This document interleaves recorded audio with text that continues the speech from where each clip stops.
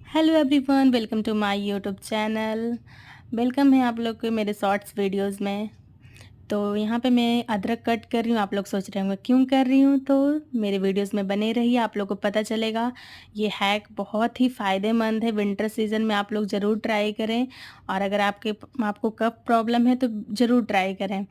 और कोई सिंगिंग करते हैं तो सिंगिंग में गले में कफ प्रॉब्लम हो जाती है तो भी ट्राई करें। जिस तरह से मैं कट की हूँ उसी तरह से आप लोगों को भी कट कर लेना है। सेम उसी तरह से सब्ज़ी की तरह नहीं कट करना है जिस तरह से आप सब्ज़ी बनाते हो। उसके बाद इसको गैस फ्लेम पे हाई या लो फ्लेम पे इसको गर्म कर लेना है।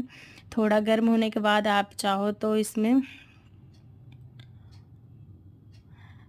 गर्म करने के बाद ये देखो मैं अपने गले में लगा रही हूँ, गर्दन में सॉरी।